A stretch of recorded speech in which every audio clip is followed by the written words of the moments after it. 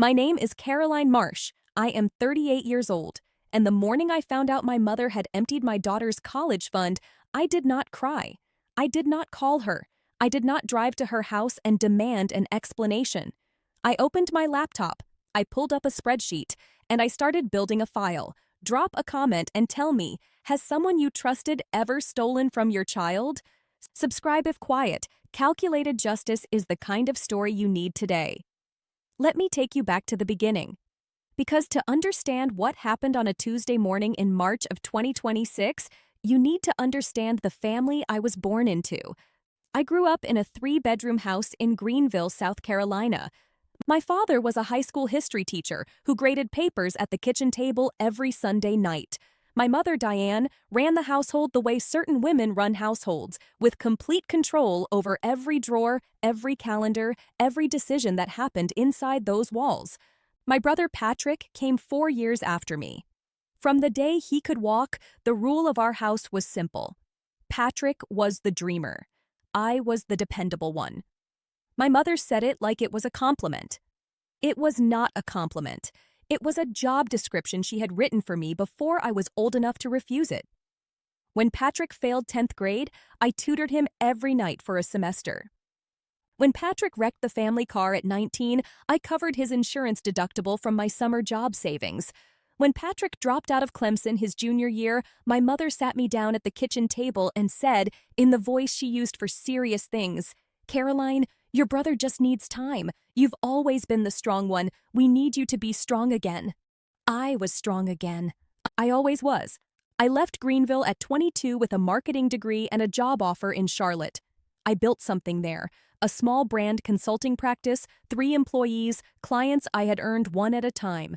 I got married in 2014 to a man named David Marsh, a structural engineer from Asheville with steady hands and a quiet laugh. Our daughter, Nora, was born in November of 2016. The week Nora was born, my mother held her in the hospital room and cried, real tears, the kind I had not seen from her since my grandmother's funeral. She said, "This one is going to have everything, Caroline. Everything." I believed her. That was my first mistake. In 2017, when Nora was 8 months old, my mother suggested we open a joint savings account for Nora's college fund. She said she wanted to contribute monthly. She said it would be her way of being involved from a distance. She said she had already spoken to her financial advisor. What she did not say was that she had also given herself full account access. I was 23 years old and exhausted and nursing a baby, and I signed the paperwork at the kitchen table of my parents' house during a Thanksgiving visit without reading every line. I trusted her. That was my second mistake. For 8 years, I deposited money into that account every single month. $200, then $300, then $500 as my business grew. David contributed too. By February of 2026, the account held $61,400. Nora was 9 years old. She did not know the account existed. We had planned to tell her when she turned 12. I found out on a Tuesday. Not because my mother told me, not because the bank called. I found out because I logged into the account to update the beneficiary information after David and I had updated our wills, and the balance on the screen read $4,211. I sat at my desk in my Charlotte office and I looked at that number for 30 seconds without moving. My assistant knocked on the door at 9:15 and I told her I needed an hour. She closed the door. I did not move for another 10 minutes. Then I opened the transaction history. Between August of 2024 and January of 2026, there had been 17 withdrawals. They ranged from $1,800 to $6,400. They were always on the 14th or 15th of the month, never the first, never the last. The amounts were irregular in the way that irregular amounts are when someone is trying to avoid a pattern. The withdrawal notes said things like family transfer and authorized disbursement. None of them had been authorized by me. I pulled up my phone. I did not call my mother. I called my bank's fraud department first. The representative, a woman named Patricia, confirmed that the withdrawals had been processed through the joint account access my mother held. She confirmed the IP address for 11 of the 17 transactions traced to a device registered in Greenville, South Carolina. She confirmed that joint account holders are legally permitted to withdraw funds unless a restriction order has been placed. There was no restriction order, because I had trusted my mother. That was my third mistake. And my last one. I want to tell you something about the 6 months before I found that balance. Patrick had opened a landscaping business in 2022. My mother had told me about it at Easter with the particular brightness she reserved for Patrick's projects. She had said he was doing beautifully. She had said he had 12 clients and a work truck and a future. What she had not said was that by the summer of 2024, Patrick owed $43,000 to an equipment leasing company out of Colombia. What she had not said was that he had stopped paying his business insurance in April. What she had not said was that she had been sending him money since May, money she did not have, and that by August she had run out of her own. So she had opened another drawer, the one with my daughter's name on it. I know this because of what happened next. I did not confront my mother the day I found the balance. I did not confront her the next day either. I am a brand consultant. My entire profession is building narratives that hold up under scrutiny. I know what it means to have evidence before you make a claim. So I built the evidence first. I contacted the bank and requested a full transaction report with IP logs and access timestamps. I pulled Patrick's business registration from the South Carolina Secretary of State database, public record, available to anyone. I found the equipment leasing company, Southeastern Fleet Solutions out of Colombia, listed as a creditor on a UCC filing against Patrick's LLC, also public record. I requested a copy of the joint account agreement from 2017 and read every line I had not read at the Thanksgiving table 9 years earlier. Then I called my father. My father, Robert, had been a history teacher for 31 years. He was not a man who lied easily. When I asked him on the phone in a calm voice whether he knew about the withdrawals, he was quiet for 11 seconds. I counted. "Your mother said it was a loan," he said finally. "She said Patrick would pay it back." "Did she tell you it was Nora's college fund, Dad?" He did not answer. He did not answer for a long time. "I thought it was your joint savings," he said. "The one you two shared." My mother had told my father it was a different account. She had told him it was money David and I kept together for general savings. She had not told him it was a 9-year-old child's college fund that had taken 8 years to build. My father said, very quietly, "Caroline, I'm sorry."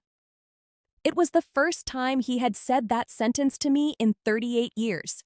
It was not enough, but it was honest, and I filed it away. The confrontation happened on a Saturday in April.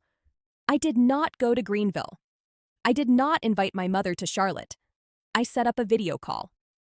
I chose a video call deliberately because a video call can be recorded in South Carolina under one-party consent law, and because a video call means there is no table for someone to pound, no room for someone to leave, no theater of proximity. My mother appeared on screen in the rose cardigan she wore for church events. She smiled when she saw me. She asked about Nora. She asked about David's current project. She asked whether I had tried the new Thai place in Charlotte that her friend Beverly had mentioned. I let her finish. Then I shared my screen. I showed her the transaction history.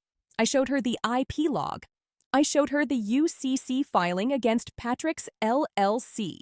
I showed her the account agreement she had signed in 2017, the one that listed the account's stated purpose as educational savings for Nora Christine Marsh.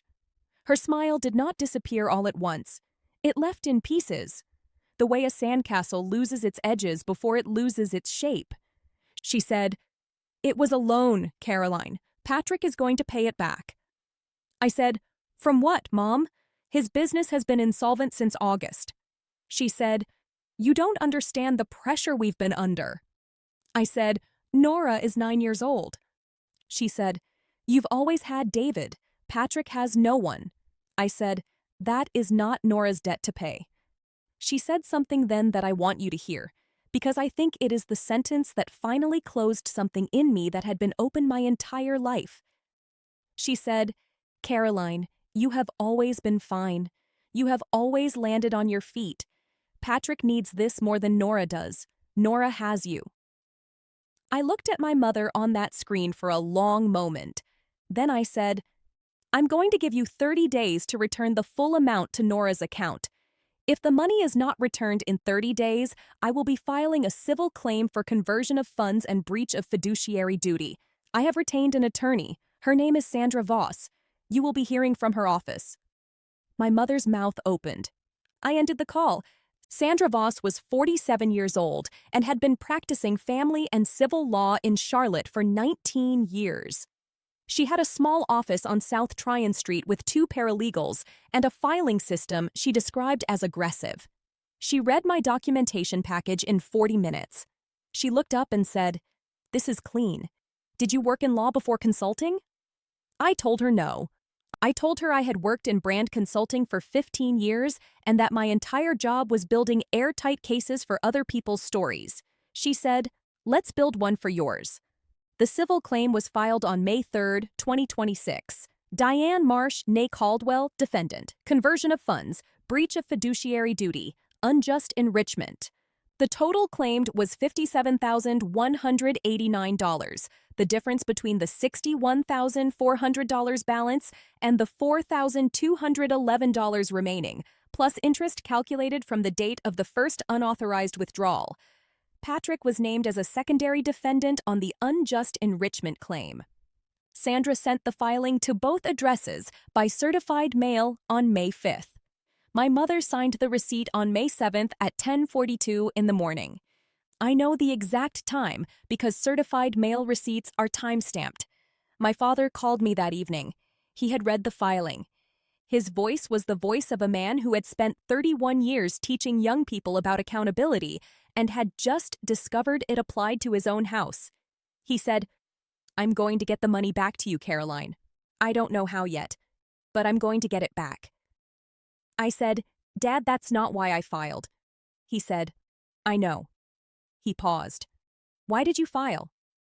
I said, "Because Nora is 9 years old, and she deserves to know that someone fought for what was hers." He did not say anything for a long moment. Then he said, "You sound like your grandmother." My grandmother, Loretta Caldwell, had been a bookkeeper for a textile company in Greenville for 40 years. She had kept every receipt. She had balanced every ledger. She had died in 2019, leaving behind a savings account that had taken her 40 years to build and a single note in her handwriting tucked into the back of her checkbook register.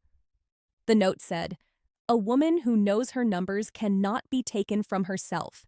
I keep that note in my desk drawer. I read it on the morning I opened the transaction history. I read it again the morning the civil claim was filed. I will read it again on the day this is resolved. The 30-day window my mother had to return the funds voluntarily closed on May 10th. She did not return the funds. She retained an attorney, a man named Gerald Fitch out of Greenville, who specialized in what Sandra described to me as making family disputes as expensive and slow as possible. Gerald Fitch sent a letter arguing that the withdrawals were authorized under the joint account agreement and that my mother had a reasonable belief the funds were shared marital assets. Sandra replied in 4 paragraphs. The 4th paragraph noted that the account agreement stated explicitly that the funds were designated for educational savings for Nora Christine Marsh, that my mother had signed that agreement, and that designating funds for a specific named minor beneficiary created a fiduciary obligation regardless of joint account access. The hearing is scheduled. The file is complete. Nora does not know any of this yet. She is 9 years old, and she is learning long division, and she has a science project due in 2 weeks about the water cycle, and she keeps a journal under her pillow that she thinks I don't know about. She will know when she is old enough. I will tell her the whole story. I will show her the transaction history and the IP log and the certified mail receipt and Sandra's 4-paragraph reply to Gerald Fitch. I will show her the note from her great-grandmother's checkbook, and I will tell her what I have learned in 38 years of being the dependable one, the strong one, the one who always lands on her feet. Being strong does not mean absorbing what is not yours to carry. Being strong means knowing the difference between a burden and a theft. And when someone steals from your child, you do not cry. You do not beg. You do not drive to their house and demand an explanation. You open a spreadsheet, you build a file, and you make one phone call. I made mine on a Tuesday in March. The rest is already written.